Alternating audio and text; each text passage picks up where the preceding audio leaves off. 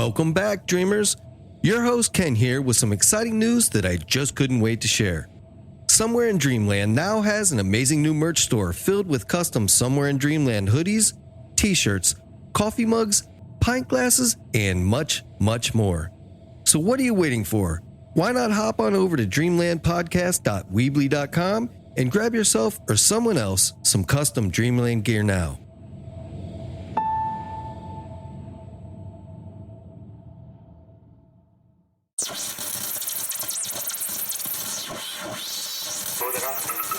Danser avec moi.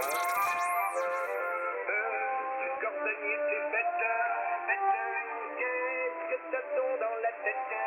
C'est que moi.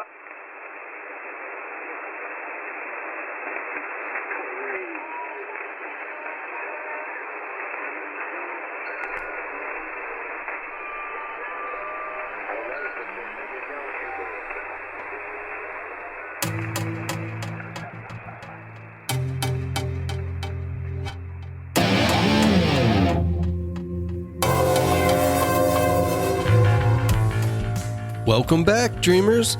Tonight, my guests are Don Bromley and Patrick Cutler, along with special guest Ryan Fusco. In 2018, Don Bromley had a large series of trail cams set up in the Redgate area of Montana that snapped a rather curious picture of a humanoid figure that made international headlines. Patrick Cutler is an indie filmmaker from the same town who's researched and studied the local lore for the shooting of his upcoming film about the highly strange happenings in the Redgate area. Ryan Fusco is a friend of the show and past guest who has witnessed, documented, and investigated a series of events in Oklahoma that are strikingly similar. Together, Patrick, Don, Ryan, and myself compare evidence, notes, and similarities in an attempt to possibly link the two cases and fill in some of the blanks for each one. So without further ado, grab your blankets, turn down the lights, get comfy, and let's fade away into Dreamland.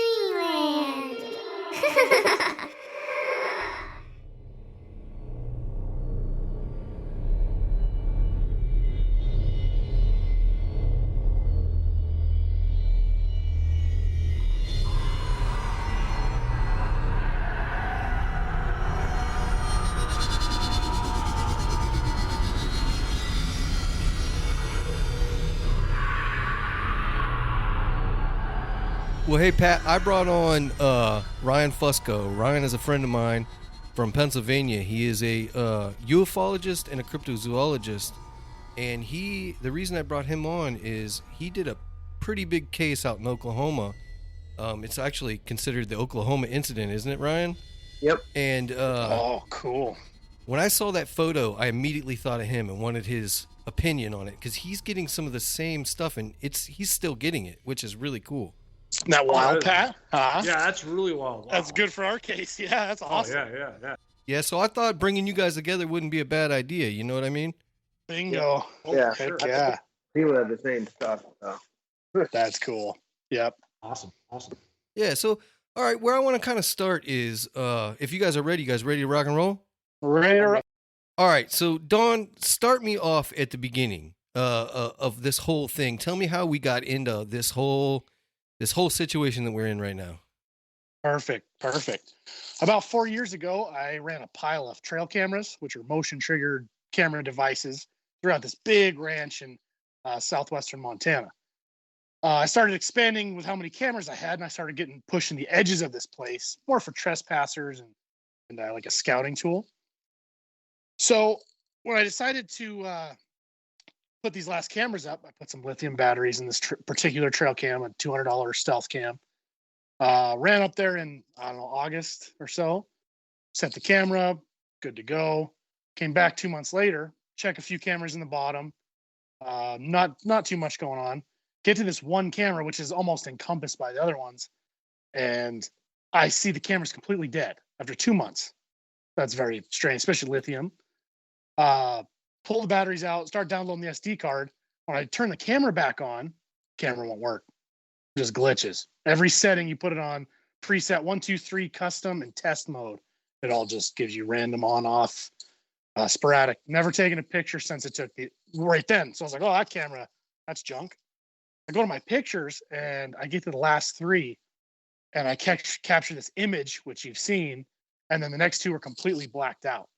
And that was the end of the life of the camera. So I wrote on that picture. I mean, it was creepy. When I looked at it, I'm deleting it. Hit delete. Are you sure you want to delete? No, I'll show my buddies. I'll show a couple guys. They'd like to see it. That sat in my pocket for a couple of years, and then I got it in front of the right people who were like, "Wow, you have something here." So it started getting some notoriety. First of the year, that picture went international. The Mirror and the Sun dropped it, thanks to Pat, and it's just blown up since then. It's part of this paranormal subculture. We integrated into Pat's film, which we're going to talk about. But that's kind of my way into getting here with you and Pat, and yeah. Okay. So this happened where? Deer Lodge, Redgate, Montana, right around there? Yep, Deer Lodge, just east of the mountain range. It's actually the Continental Divide. The Continental Divide runs north to south through there, and this picture was on the public ground behind a big private ranch. So anybody could technically be there, but to actually get there is almost impossible. So Redgate, though, is and Pat can give you the history on Redgate, why it's so called that, but that's right at the heart of where this picture came from. Okay. Yeah, so you have the Deer Lodge is a small town in the valley in West Montana. West Montana has mountains everywhere if you haven't been there before. And these both sides have two huge mountain ranges of tons of mountains. And one side you have Redgate, which is an area that used to be like an old mining community back long ago, probably like 100 years ago or more. And there used to be an old mining community, and that's kind of where Redgate is. And there's just been tons of activity there since it was first founded, pretty much. All right. Why do they call it Redgate? Because is it really a town? So here's kind of the backstory of the original founding of Deer Lodge. Was kind of always shrouded in like mystery and stuff. And basically, the valley originally was there to support these tiny little mining communities, camps outside in the mountains where they were mining all the time. And one of these mining communities was actually called Emery. And a guy that was working in mine or whatever, he had a little homestead up there right outside of Emery Mine. And one day he came home to his homestead, took an axe, chopped up his wife and his two kids. And then the next day they saw him outside this gate, painting his gate red with their blood. And that's why they come up with the term Redgate. And that was kind of the folklore that we heard as kids. But it turned out, as I did more into this investigation, it sounds more like this actually did really happen and people just kind of wanted to bury it pretty much. Wow. Right, Don? Yeah, spot on. That's the story I've heard my whole life living in this valley. And yeah. Sounds like a small town thing. That sounds exactly like something they would do in a small town. They don't want that tarnished. Ryan, let me ask you this. Just hearing this part of the story so far, what are you thinking, man? Because I'm picking up on quite a bit of similarities between some of the stuff that you've looked into and what you're experiencing in this already. Yeah, exactly. That's what I was just thinking. Like, whenever he mentioned that's what I wanted to ask him actually about the camera. Whenever it just went dead, because whenever I took my photos in Oklahoma, dude, I got up to 2 or 3 photos and they killed my phone. My phone was completely charged. Damn. Yeah, it was. And that happened twice. So actually, the pictures that I showed Ken, like, you'll see them standing around the tree. Like, my phone had to be plugged in at this point to take these photos. Like, they kept battery constantly. But question about the photo, did you check the other cams around it? Like, so you didn't see anything in the sky or anything like that? Any different in the sky at all? Because I'm telling you, with these types of photos, you got up a lucky photo. That's for sure. And that's happened to me, by the way. I've taken one photo and they've killed my camera. They killed it, so I can't even use it. So I get where you're coming from. Yeah. But I've noticed in other photos, there's something just so small that seems to be moving in the photo that you don't really notice. So I don't know if I was going to ask you if you noticed anything like that. With the actual photo itself. I mean, those photos in the last 3 photos, you said, have you tried brightening it up or anything, or is it they're just played straight up dark photos? Straight black out. Like, it doesn't. It's not even a timestamp. I should though. I should have those looked at because it was all part of the trigger. Yeah, exactly. That's what I was wondering too. But same thing as me. they'd set off mine just like how you did, and all of a sudden, after one shot, they'd be gone. So you were taking it with an iPhone, right? I had them. This is with an Android phone at first, but then I Oh. set up an IR cam. Oh, And- gotcha. Yeah, I set up an IR cam. This is two different states actually. The stuff I got with my phone was in Pittsburgh, or I'm sorry, Oklahoma. The stuff I got with the IR cam was in Pittsburgh. Where you can- I just not to cut you, I used to live in Pittsburgh. Where at? None of your business. No, I'm just kidding. I live in I don't want to tell you. Monroeville, Pennsylvania. Oh yeah. Monroe was pretty big. Yeah.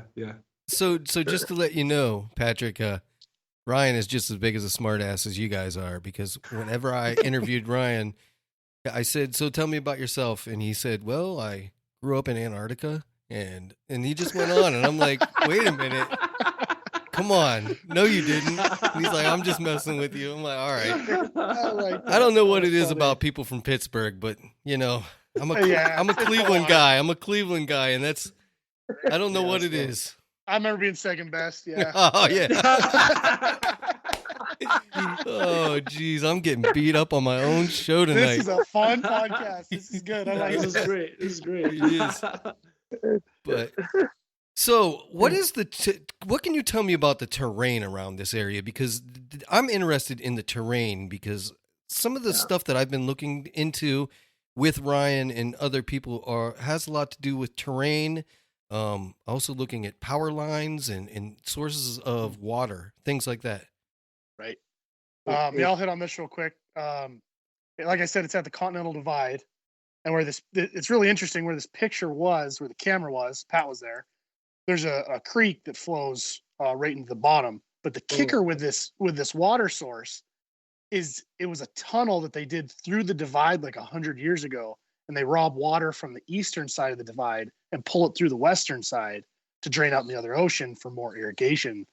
So there's almost a man-made water source. There's a little stream, but then there's a three-phase power line that runs across that mountain, and it's as big as it goes in this valley. Yep. Yeah. That's kind of when you said power lines. Yeah, it's That's crazy. it. We were actually snowmobiling up there like a week or two ago, and yeah, we were right under like just huge, massive power lines up there. Yeah, like big huge. time. Yeah, that is a pretty common thing, isn't it, Ryan? Yeah. Oh yeah. I was just gonna say the power, the power and the water. A lot of people don't give water enough credit in this field of ufology. Water sources. I mean, there's a ton of sightings of entities or UFOs over water sources. But the power. What you're saying for the power, that's just like in Oklahoma. There was a huge power line going over the top of it as well in the area. But right where I'm at, now, there's actually a big transformer box down the road, but there's also a water source behind me. But the main thing is, though, there's a mining. I was over top of a mining facility, but for the most part, they just follow wherever I go now. So. Oh, gotcha. Wow. Yeah, they followed him home from Oklahoma. It's pretty strange stuff, man. Wow. Yeah. Wow. Ask them about the one I sent them tonight. Like these things, like I have one of no joke, it's flying right over my head. It comes right over my head. He's got some crazy footage like I've never seen before. I mean, these things just buzzing in front of him and move lights. I mean, lights all over the place. It's nuts. But so about your area though, real quick, like when you've been back here, anything happened like to you guys while you've been back there? Because I'm gonna tell you this right now. I believe that they're still there. Like honestly, I believe that they go back there for sure. Pat, you know my feeling on this. Go ahead. Yeah, Don, I've gotten to see as part of this film. I've gotten Don to go up there, I think twice with me since we started filming this, and both times we've gone up there, you can just feel like this weird, bizarre energy when you're in that area. And Don doesn't like to go up there at all because he really feels it. It's really strange. We haven't had anything happen. We have not spent like much time there. It's been like in and out. Let's shoot a few things and let's get the hell out of here is kind of what we've done. But yeah, I've thought about staying the night up there, but I don't think Don will go up there with me. No, I just don't want to. I'm not a good cuddler. So I cut it on an alien, so I'm out. That's awesome. I'm glad you said that. You're absolutely right about the power, feeling the energy up there. That's exactly what happens outside here. Same thing. You start feeling this creeping. It's something you can't describe, to be honest with you. It's something that gets close to you. You feel like something's close to you, and then you start getting this odd feeling about it. But it's different than adrenaline creeping up on you, though. Right, like I have a dirt bike. I just travel around on my dirt bike and check cameras. So I was the only person that knew that camera was there. So I like that outside perspective when I brought Pat up there and kind of, I didn't want to set the stage, but I made it very clear I didn't want to go back. But he pulled right away. He's like, man, I don't like this place. And that's the common theme up there. Yeah. Yeah, it's weird. It's weird. Areas of like high strangeness like that, they always seem to have those three things in common: the electric, or the power source, the water, and then you get the strange feeling. No matter who goes around there, it just some people get it as like an electrical feeling almost. Other people get it as just this creepy, weird feeling. Like whenever I feel stuff, I feel it like this electrical like charge, that I can feel. And other people get this like feeling like they're being watched. So it's different for everyone, I think. But that's really interesting that you guys have those three things in that little hot spot. And it's not only you guys that have experienced stuff up there, right? This is a very, very big hot spot up there. It's a known thing throughout the whole town for sure. When you say Pat, pretty much. Oh, it's huge. Everyone knows about it. And there's recently, Don, you were talking that recently there were two people that he bumped into who just moved from Pennsylvania or something to this area, and they see stuff all the time now. They had no idea what they're moving into. Yeah, they up from Pennsylvania, which is funny. It is Pennsylvania. They came from. Damn Pennsylvanians. Yeah, I'll be associated with good people. So I don't know. And they bought 20 acres or something in the back. They have to snowmobile in the winter. Like you can't drive a vehicle for 10 miles to get to their place, and they're roughing it right out of the gate. But they come to town on their sled once in a while, and they're like, "You." They actually recognize me from History Channel or something came about, and I said, "Oh, something about Alienville." They were like, "Oh, you won't believe the lights that we see." I'm like, "Really?" Oh, and they described them, and it's interesting. It feeds right into what's happening here. It makes it seem not so much as a fluke, Yeah. Well, it's not only like lights and strange stuff that there's quite a bit of ghost stories and things like that up that way too, aren't there? Yeah. Okay, yeah. It's the same thing it is around his area too. But is there any mining activity around there too? That's what it's based on almost. It's all. There's a mine. It's called Emery Mines, and now it's just a bunch of broken down cabins. You can go to. There's like one or two mines there. One's kind of a bigger one and like a smaller one. That are up in that area that haven't been in operation for a long time. But yeah, there you go. The community was built first in those mountains in the late 1800s or whatever time frame, 1900s. Yeah.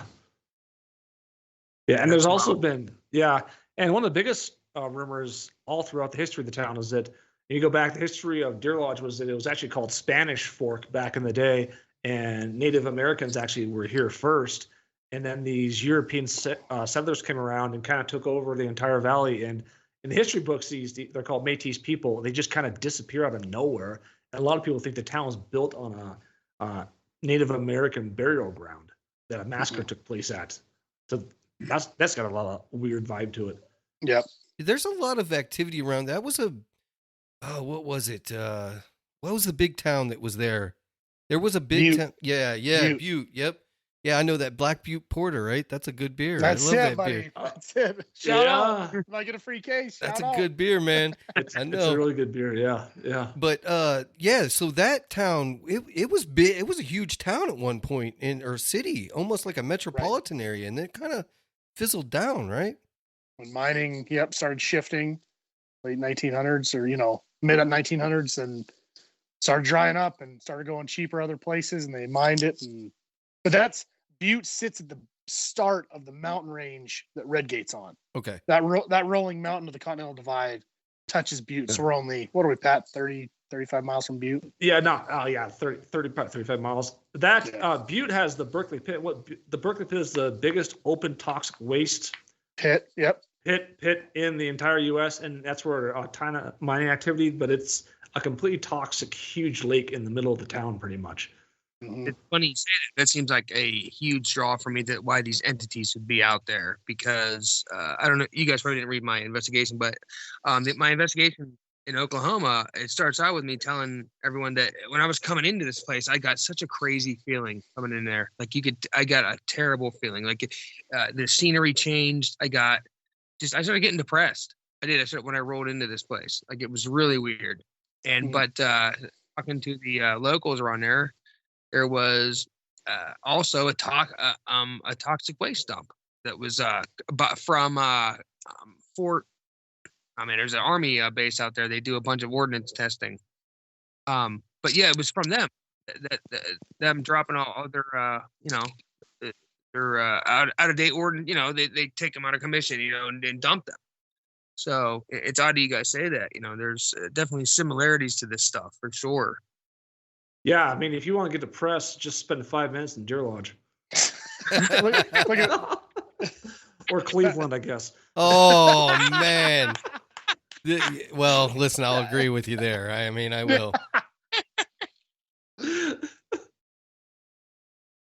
But okay, so what other types of reports is there a steady flow of UFO reports coming out of there currently, or? I would say more like this. There's not like reports that go into the news or anything right now where it's like that. There's been reports from local people constantly throughout the years. So people locally report. There was a documentary. It was about 15 years ago called I think it was The Secret of Redgate. Or Secrets of Redgate. You can find this on YouTube if you just search on YouTube, Secret of Redgate. And it's kind of this shoddy little document they put together on the entire town. And they go through all these different people that have spotted UFOs and experienced. It goes back to these kids growing up in 1950, actually visited with these aliens. They went on board their spaceship and stuff. And they were able to get these stories out of them because they all forgot them. Or they were able to get these stories out of them through past transgression hypnosis. So they relived these experiences, and that part was really weird because they're on there telling these stories, are getting emotional about it. It was really bizarre. Yeah. So you can go back as far as 1950 for the actual alien reports, technically. But yeah, most of it isn't covered by the news or the government or anything like that. Just kind of hush hush or whatever. Yeah. Yep. Well, let's talk about the film that you're making, Patrick. Like, what is this film? I actually saw the trailer of it. It looks super interesting. So let's talk about it. So basically, the film started out, I wanted to do more of a narrative type fictional film on the Redgate story about the guy killing and people go up there and there's some paranormal activity or something like that. But the more and more I kind of researched it, and more I worked on it, it became clear that like almost all these stories pop out of nowhere that were very true. And then I came across Don's trail cam. I came across another guy that has UFO footage on his cell phone that he showed me, and that's part of the movie too. And it kind of became much more of a true story. So the film itself is really about all these true stories, and it's part, I would say, documentary found footage, and the other part is more of cinematography, like a regular type film looks almost, where they're going way up in the mountains, these lakes where there's nobody there at all, and these just strange occurrences keep happening. It's kind of essentially what the film is about. Okay, cool. And you're going to incorporate like you said, some real footage in there of things that people around the area have captured. Yeah. Like my picture being one like of his them. picture, and some real stuff in there that people have captured, and some stories that are really, really interesting in the film. That you've captured, but what's the most riveting thing besides his photo? Like, his photo is pretty good. Like, I consider that photo a really good snap, because honestly, I'm going to be straight up with you. I think after you took that photo, I think he busted your cam. Yeah, it was done for. Yeah. It's never taken a picture since. There's a story. This guy came home from, this wasn't right in the Redgate area, but it was in the Deer Lodge Valley. He came home from the movie one night with his kids and parked his car and his face up towards these clouds, and he captures these white bulbs, like these 8 white bulbs just kind of fluttering up in the clouds, going back and forth. And on the movie, he says, he had a cheap, he said, that's like a Kawasaki, old school Kawasaki camera or whatever. So that he's like, it does not do it justice at all. What I actually saw that day was incredible. But I was even able to take the video he gave me and put some lighting techniques on to make sure the bulbs kind of show out. And it's really, really bizarre. They're just up there, just flying out of nowhere for no reason, and then they just disappeared. Yeah, it's creepy. It's another one that makes you think. But outside of that, I mean, you wouldn't believe the people that have reached out to me after this picture went around. Like, "Oh, I'm a UFO hunter." Like, okay, well, do you have anything? And some of the videos I've seen are just, some people I'm just like block. I Yeah. don't, but there's some footage that's just intriguing. And I'm getting it from Canada. I'm getting it from all around. It's interesting. There's also been these really bizarre murders and things out of nowhere for a small town. And we've kind of felt, I don't know if Ryan is seeing anything like this, where it's like a guy or whatever commits these horrific murders and stuff out of nowhere. And it's like he just loses his mind out of nowhere, like almost like an entity or something like possessed him to make him lose his mind. It's just really bizarre stuff. Yeah. Like that up here happened on Christmas Day. No joke. All of a sudden, this guy, he did this really bizarre murder. Happened on Christmas Day. No joke. Sorry, I said that twice. But yeah, that was out of nowhere. Like what you're talking about. Pretty wild stuff. Yep. Yeah. This guy, they had a house right by the Redgate area, and normal family. They have 3 kids. This guy, out of nowhere, comes home to this cabin. It's almost like a half cabin, a half house, and he goes inside, shoots his 15-month-old daughter in the head, shoots his wife in the head, goes outside, shoots his 4-year-old, shoots his 5-year-old, lays them all down in this bed in his house, and then he lights the house on fire, and he lays down himself and shoots himself. Out of nowhere. Nowhere. Yep. That's insane. Yeah. Right in the Redgate area. I think that the more I dig into this, somebody's got some going on now. Oh, sorry. Oh, that's the fire. That's so I think that's either a fire alarm or a prison escape. Here, let me get my mic here for a second. We have a prison in town. Sorry. I thought the aliens were attacking or something. I didn't know. We still don't know that. To be honest, we don't actually know. That's just assuming here. My studio, where I'm at right now, is right next to where the fire alarm, prison escape alarm goes off. So It's a sign, buddy. It's a sign. All those something's voodoo going on. rituals. Something's going on. Right? I have no idea. It only goes off for like a few minutes usually, but I'll know if some cop cars come flying by if it's a prison escape or not. So I'll let you know. Go lock the door, Pat. Go lock the door. So I think a lot of the phenomena that's out there is all intertwined in one way or another, be it demon possession or what people would call demonic possession, ghosts, aliens. I think somehow they're all connected, and I almost sometimes think that they're a spiritual thing, and for certain ones of them are a spiritual thing, and others, people take it too far and let these things too far into their lives, and that's when things happen, you know?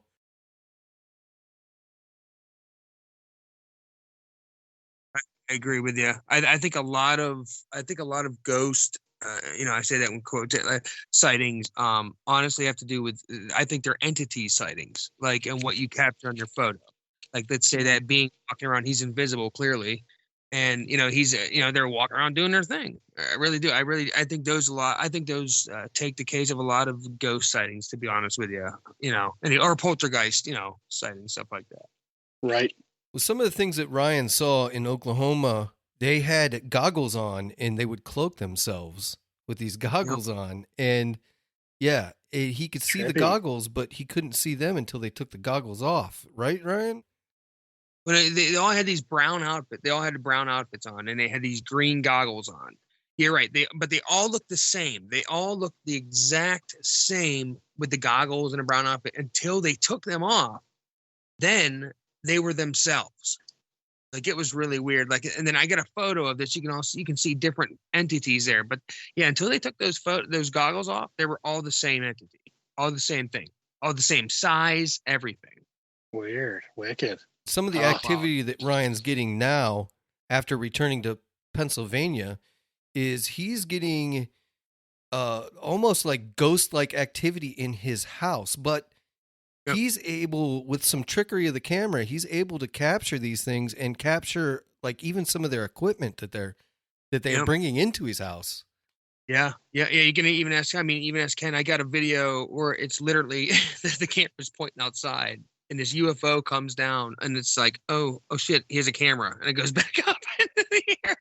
Oh, wicked! Wow. Yeah, it's cool. Right over top of his car too. I mean, just right over top of his car. It was insane. Yeah, and then about 20 seconds later, it comes back in the distance. It tries to go behind the car. It still comes on the ground, and then it goes back up into the air. But yeah, I've gotten photos of their equipment in my kitchen, stuff like that. I mean, you can clearly see that it's not mine. I don't have stuff that has big, giant crystals on it. I don't have stuff that has big giant green orbs sitting on top of it, stuff like that. Like it's literally equipment. It's So really wild.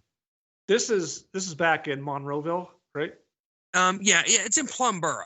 So yeah, it's right outside of. Okay. If you can attract UFOs, could you possibly attract Aaron Rodgers to Pittsburgh? Yeah.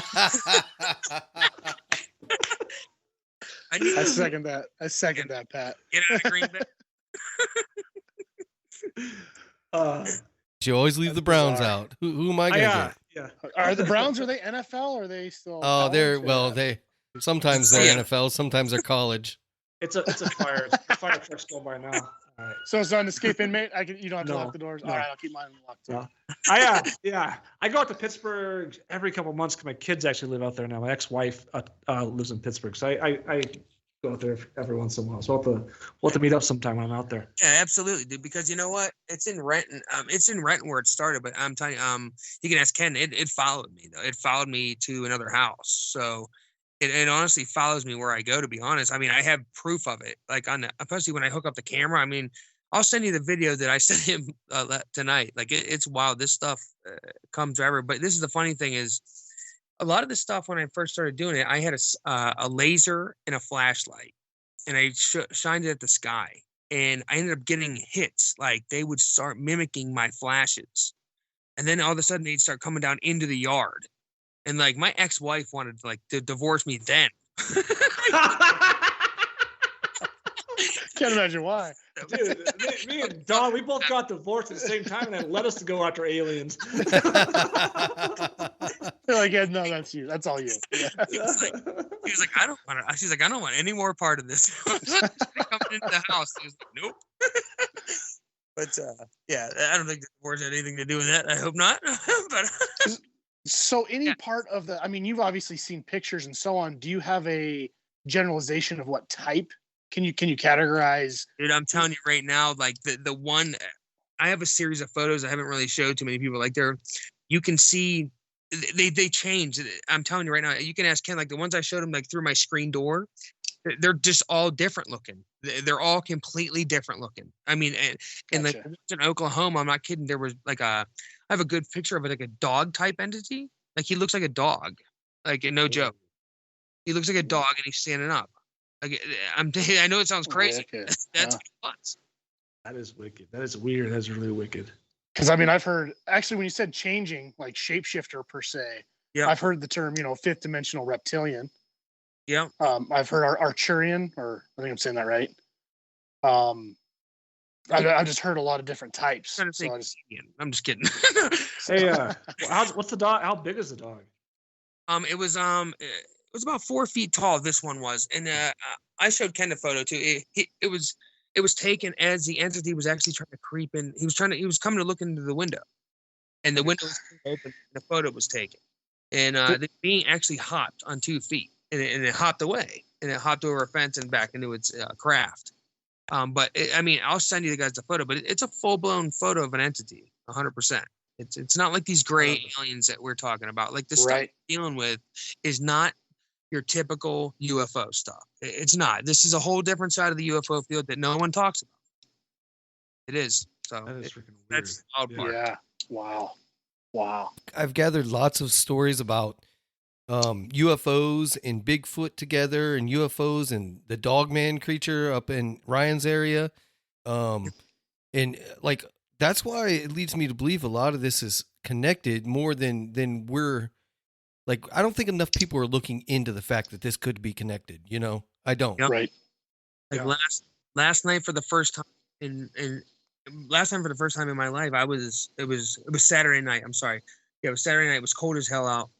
I got out of the car. I hit this area with a flashlight. Every time I go down there, it's like clockwork. They'll show up. There's a bunch of orbs coming around this U-bend in the forest here. I'll keep doing it with my flashlight. All of a sudden, I look over to the right, and you can hear me on the camera. I go, oh my God, you scared the shit out of me. Because there's this one, he's sticking his head around a tree. And literally, for the first time in Pittsburgh, I saw him with my eyes without seeing him through glass or anything like that. Like he was straight up peeking around a tree. And I was like, oh my God. But he's scared, like he had green eyes, but he was it was a humanoid type though. He had a round bulbous head. He actually looked like the thing that you got a photo of in a way. Huh. Interesting. Wow, that is really interesting. So, Patrick, I don't know if you know it, but a lot of ufologists and people that are looking into this nowadays are using different camera works to try to capture these things. Like the laser is one, the flashlight is another one that some people use. And then there's Ryan uses his screen door a lot because I think it throws off their cloaking somehow. Yep. And there are even people that use metals and different glass and water and things like that to catch these things because it just messes with their cloaking just enough to where you can see something that's there that shouldn't be there. So, Oh, really? Yeah, I'd like to hear some of these techniques. Yeah. Yeah, for like the one night I got a picture. I used the screen door. I opened it up, took a photo, and I got a picture of another picture. I get a picture of another screen. It was like someone was using a laptop in my house, and it wasn't obviously it wasn't mine. I didn't have a laptop going, but it had a body type sitting right on the photo. Like, so I get a photo of someone else's equipment again, and it had a yellow light sitting there. So like Ken's right. Like it throws off their switch, whatever they're doing, whatever they're using. That's crazy. That's crazy. The third fire truck just passed. It's a huge fire. It's an inmate. It's an inmate for it's sure. An inmate chased by a fire truck. That's wild. Like, I don't know about like the house I'm at. I don't know if it's always been like a little weird or whatever. But again, you can't see what you don't capture. So that kind of almost, I don't know if Don's ever had anything, but it'd be kind of cool to set up some kind of little camera or something at night that's just see for the hell of it. If something's trying to chase after me when I'm sleeping or something. Well, it's funny too, because I mean, I had no experience until I got this picture. But speaking on kind of the ghost theme, I rented a house one time, and it was a pretty big, like, I don't know, 4-bedroom, 3-bath house, I believe. Open kitchen, big floor plan, living room that were kind of combined. And I had 3 different things happen there. One, which was your atypical. I heard we were sitting facing the TV, and the dogs turned around and started growling at nothing in this house. Oh, yeah. So we turn around slow, don't see anything, very weird. Middle of the night, like 2 a.m, you're atypical. All of a sudden, what's that noise? Oh, the TV's on static randomly at 2 a.m. That was weird. And then one time laying in bed, it was hardwood floors coming to the bedroom. You could hear somebody walking. I actually grabbed the shotgun because I thought somebody broke in the house, opened the door, and the doors were still locked. There was nobody there. Then we found out like a month later, the guy that lived there died tragically in a car wreck or something. So wow, that that's interesting. Yep. That's really interesting. True story. So that was my only real experience outside of this picture of anything outside of, the realm of reality. Yeah. Yeah. Wow. Oh, go ahead. I'll just say the 4th fire truck just passed. You just saw the inmate run down down Main Street. I didn't know we had that many. We didn't have that many fire trucks in this town. The only similarity that I have is I was telling Ken I have on audio. I have them in my kitchen. I actually recorded out my kitchen window because I thought I was seeing this this orb, and it turns out I really was. So I put my phone on record, put out the kitchen window. I turned it on manual video, put the settings, hertz, decibels all the way up, turned everything up. I put a Bluetooth in my ear and I ran upstairs, and all of a sudden I started hearing this clicking sound. I'm like, what is that? All of a sudden my china in my cupboard was being touched, and I honestly thought at that point someone broke into my house. I was like, oh my God, someone broke in. I was like, oh my God, I got to call the cops. No joke. Someone sets down something so heavy next to my phone, it almost blew my eardrums out. I was like, what the heck was that? And I was like, oh my God, there's somebody in the kitchen. So I ran downstairs, and there was no one in the kitchen. The door was shut, everything. There's no way he could have got out the door. Like, it was insane. So I definitely have them on audio in my kitchen for sure. And if you look at a lot of these accounts, a lot of them, like the new book that came out for Skinwalker Ranch, you guys have checked that out or not. Anyways, a lot of those people start having stuff happen in their kitchen. It starts off in their kitchen. So I don't know if you guys have experienced anything like that, or anybody around the area has experienced anything like that, because that would definitely be a sign of what's the same of what's going on. There's that one story, Dawn, in town of RNC. What was that? Oh, right. There was a Captain Phillips. That was the name of a a person from the late 1800s that was settled, I think, with the army in that valley. One of the first, I don't know, platoons coming through. And there was a lady that would come up and read stories to this Captain Phillips, but there was never anybody there. So it freaked out all the employees. And they went to Hawaii on some deal. And when they walked in, a medium came up and said, "The captain followed you here." And they saw somebody's playing a prank on them, honestly, from the store, because everybody's weirded out by it. And then this person had no idea, like, no, wherever you're from. And then they looked in the history books, and a Captain Phillips was stationed there and was killed by the natives, right where the building's been built. Wow. Right where the camp was, yeah. Wow, that's a really interesting story. That's wild. That's really crazy. That's after my picture came out. That person almost confided in me to tell me that story because it was so traumatic to them. I mean, it was hard for them to tell that story. They were so still freaked out by it. Yeah. Yeah, when things like that happen to people, it really sticks with them. Like, you can really tell when somebody's had an experience, because first of all, they don't know whether to say anything or who to confide in, or, you know, even if they want to, or if they even believe what they've seen themselves, you know. So it's you can really tell usually when somebody has had an experience like that. Yeah. That's freaky. Most regular people are pretty freaked out. Like, we struggled to get people to come on to this film and stuff. A lot of people just don't want to talk about it. Though they'll confide with Don in person, but and then they won't want anything to do. Like, not too long, a couple of weeks ago, Don had a guy lined up to help us get into a bunch of different film festivals, and he dropped out of nowhere, just decided not to do it. He didn't want to be with connected to the image at all. Yep. But what was that? Yeah. Yeah, the association to the picture itself, he thought on it, and he really didn't want his name tied to something of that nature. So he's like, "I'm out. Sorry. Wow. I'd love to help you, but I can't." Oh, Yeah, that was a strange one. I want to go back to the photo for a minute, because I had Ryan really look at this photo and analyze it, which I'm sure you guys have too, but I think every set of eyes is important, and Ryan 100%. is really good at this photo thing, man. He's really good at it. So, Ryan, can you take it away? Can you tell them a few things that you noticed right off the bat that I'm sure they have too, but maybe we can fill in a blank Different somewhere. verbiage. Yeah, different verbiage. I like it. I noticed it's a black and white. I'm just kidding. Oh my gosh. Pittsburgh guys, I don't know about you. Yeah. Honestly, though, the biggest thing I noticed was whenever you try to recreate it, I could see your footsteps on the grass. At least you can see a couple of hardened footsteps on yours. Okay, so when you look at the original, there's no hardened footsteps around it, and the entities one. As where yours is, where you try to recreate it, you can see you can see at least the indent in front of it is more indented. That's I would say that's one of the points we had too that I've been making lately. The entity, it's like the feet just kind of get cut off and disappear or something. Yeah, exactly. Like it's gliding in a way. Yeah, that's what I wonder. See, that's what I wonder. I bet you it just showed up, and all of a sudden that thing took. And I guarantee it has something on it where it just knows your thing took a photo. It's like Right. Yeah. Also, when you zoom in on it, it definitely looks like it has something in its pocket. There's something for sure, and it looks like it definitely has a handle for sure. I mean, at least that's what I mean, what did you guys think when you looked at that? I mean, is that what you thought as well? And it also, honestly, for the head, it looked like it had a cap on.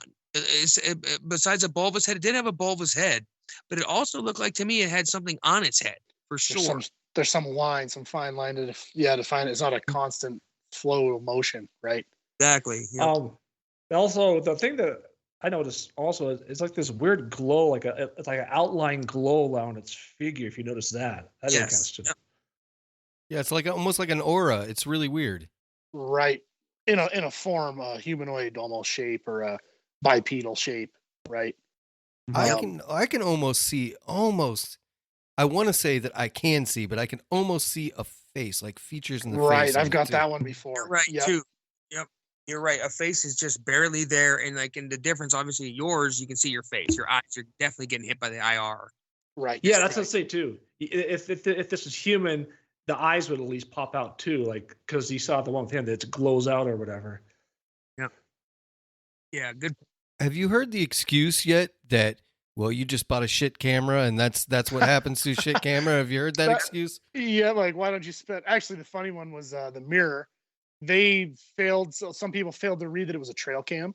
So they're like, oh, some guy took this picture with the first box camera since it's Montana. You know, Oh my gosh. the first Nokia cell phone ever took this picture, of course. You know, You're like, and then of course the trail cam. Oh, I hear it all the time. Like, why don't you buy better cameras? If it was a better camera, you know. you know what it reminds me of though? I don't know if you guys have ever seen this. I used to work for a company that did 3D laser modeling. So when you take a photo, it takes several of them and it puts them together, and it layers over and over and over. That's what that reminded me of. It is a 3D laser model image. And if you guys will look one up, you'll see exactly what I'm talking about. Like that's what that looks like. But you know what it looks like to me is like the entity itself was part of the background itself. So like it seemed like you just got it popping up as to where and you guys don't know what I'm talking about. So if you look at the 3D the model images, you'll see like there's a difference between the human and the background. Well, in this one here, it looks like that the background and the entity itself are the same thing. Like that's what it reminded me also. So it's pretty fascinating for sure. On the proof is out there, they had some photo analysis dissect the picture just to make sure it wasn't photoshopped or whatever. And it was interesting to see his process and see how he broke it down to, you know, say I had no hand in it, which was obvious, but you know, you have to have that for the doubters and the haters. And but then I got thrown a curveball and this woman said it was a guy in a hoodie. It was debunked. Oh, she was so bad on that show. She has no expertise or anything. She some random lady up in the hills that catches bobcats for a living or something. I don't know what she does. She's probably a Steelers fan. Oh God, well, she's not that bad. Then, I mean, she is on History Channel. So. Man, we've gone deep tonight, haven't we? I love it. Yep, this is a good one. This is a good one. Yeah. So I think you have one of the most fascinating photos, clear photos that I've ever seen. I really do. I mean, you definitely got lucky with that, man. I couldn't agree more.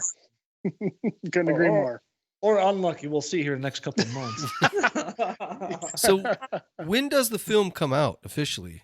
All right, so we're going to Detroit. Most people, I get that question a lot, and if you're a major studio or whatever, because I know most people don't really understand like independent film, and a major studio always have like an end date, so it's like the next Marvel movie or whatever. There always is. But if you're an independent film, it's kind of like it's such a hard process to determine because you're going for the best possible distribution deal you can possibly get. So basically, where I'm at the process right now is I'm picking up the film festivals right now. We've already been in and several film festivals, won a couple of them actually, right, Don?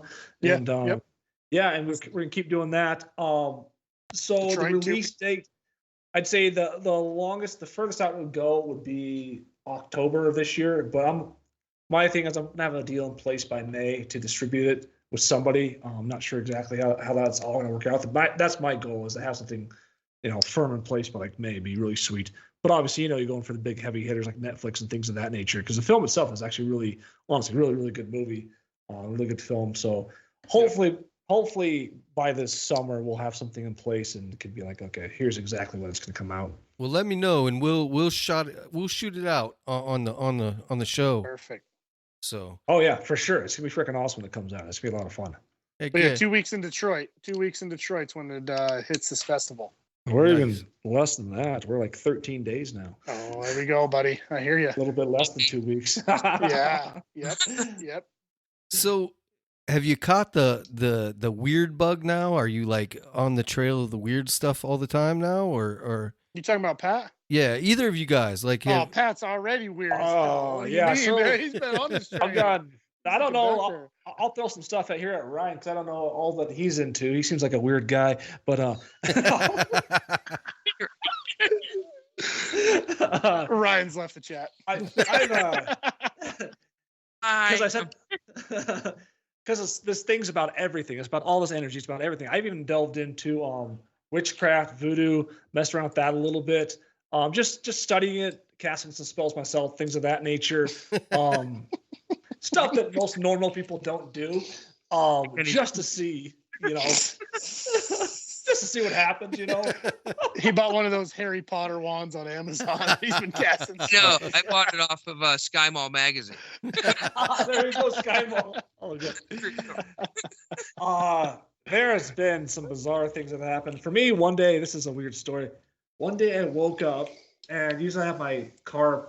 Well, we have a shared house. We share cars and stuff. Usually this black car we have is parked out in the front of the house. So I went to get a drink of water, like you chug a drink of water, and I looked in the back alley at the backyard. This black car is parked in the back alley. I was like, well, that's weird. Someone parked it out there last night. I wonder why they did that. It's like, oh, well. So I went to the front of the house, and that same black car is parked out front. So I was like, what the? So I went back to the back of the house, saying that black car is gone, disappeared completely.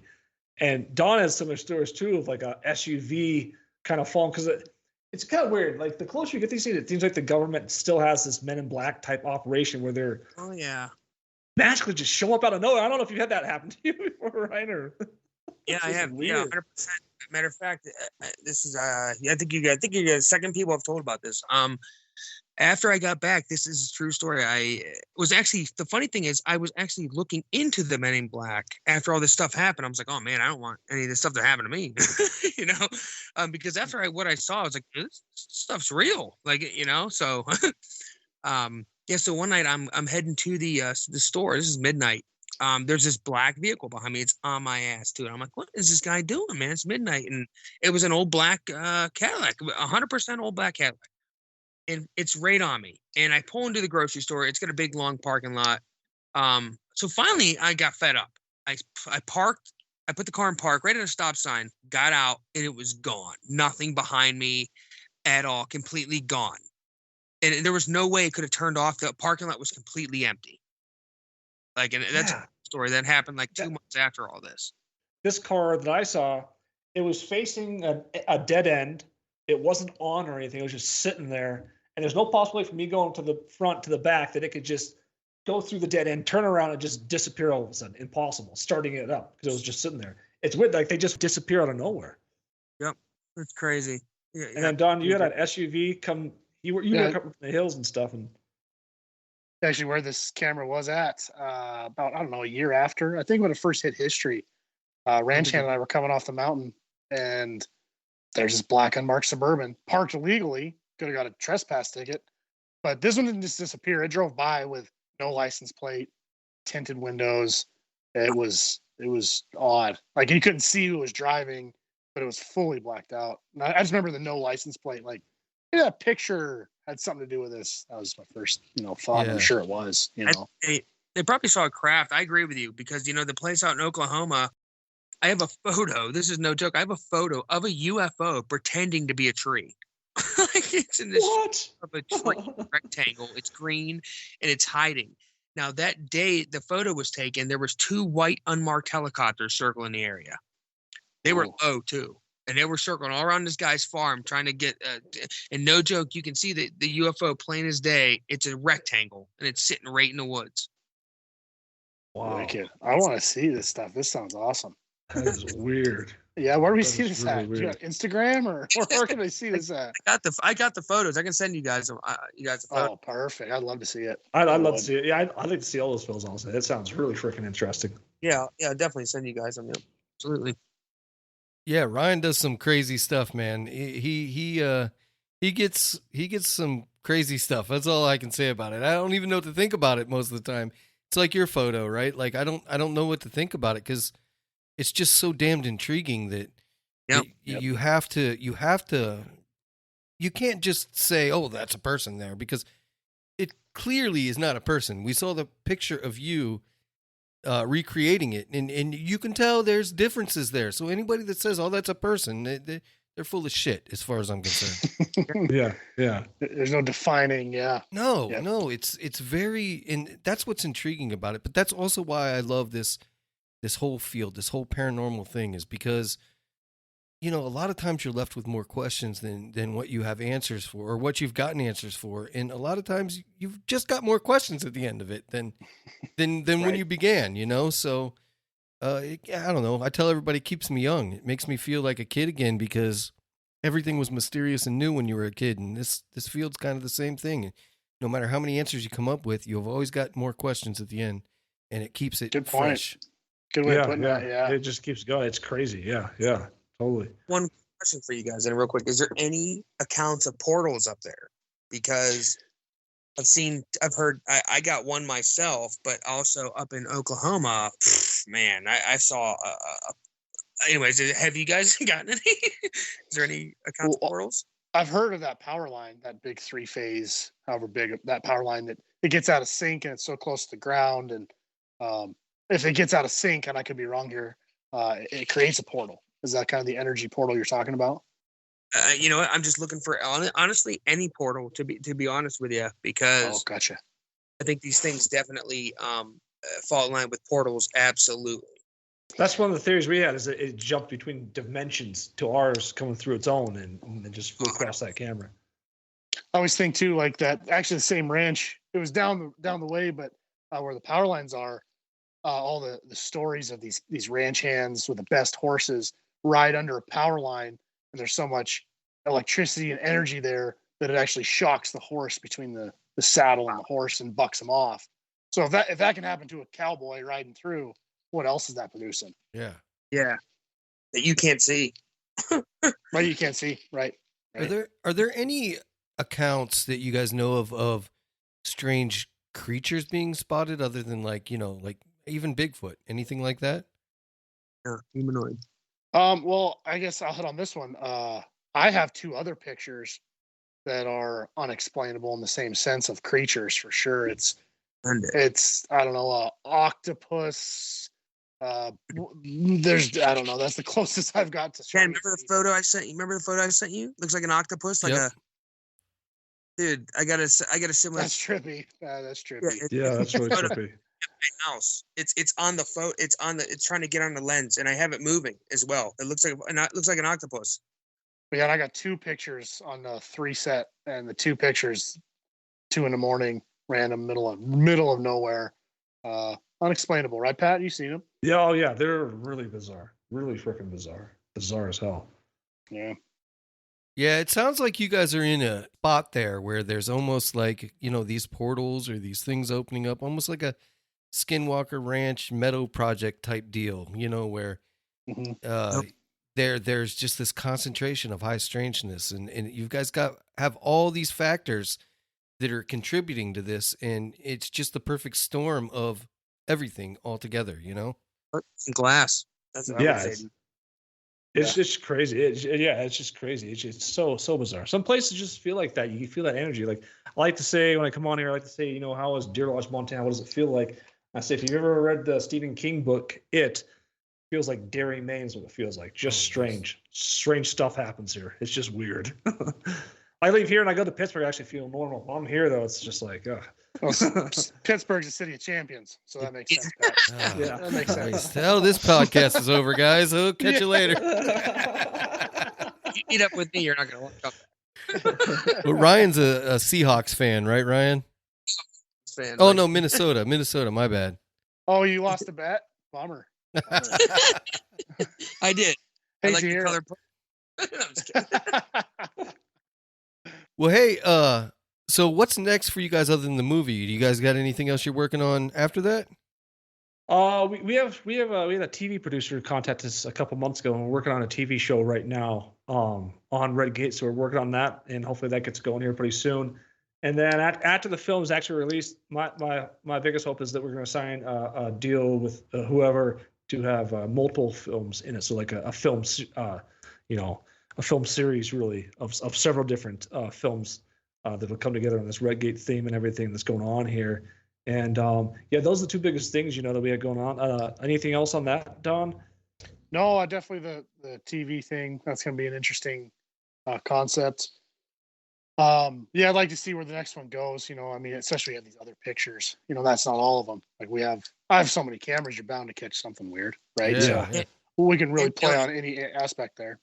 There's actually the cool thing is above Redgate, there's actually a public camping ground up there where anybody can publicly camp if they want to, and you can explore all these trails and stuff and get as close as possible. You could actually probably hike. You could stand there. I mean, essentially where the picture was taken, but it'd be a day trip, and then you'd have to camp out there because you have to walk I don't know how many miles that'd be in the dark, but Yeah. It's really gain out there, 1,000 huh? feet. Yeah, you lose 1,000 feet about elevation, and you got to gain it back out of that canyon. Yeah. Wow. That's the other part of the picture is it's coming off a private ranch that no one can hunt, walking the wrong direction away from civilization with no gear other than something on its belt at a late time at night. Like that's the other thing about the picture that I decided to keep it is the time frame was wrong. You know, it just didn't make sense for somebody to be right there at that time. Well, it doesn't make sense if it's that far away from civilization for someone to be walking out there without some sort of pack or Right. even anything.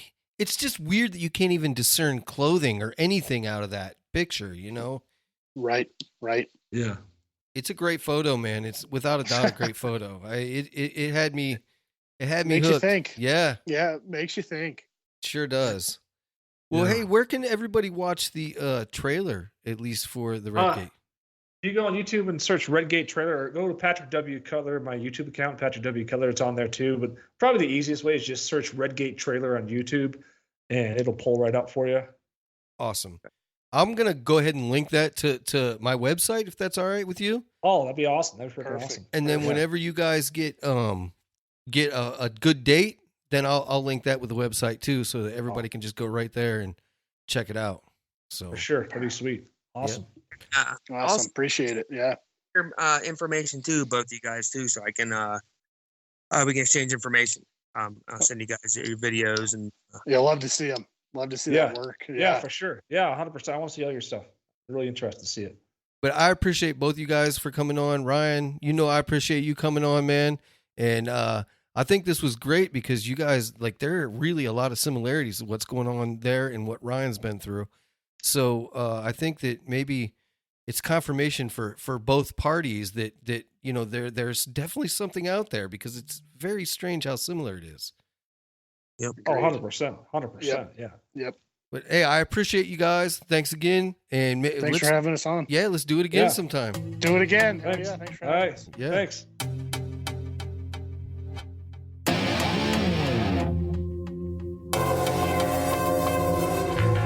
Well, that about does it for Dreamland tonight, dreamers. Thanks again for listening, and good night.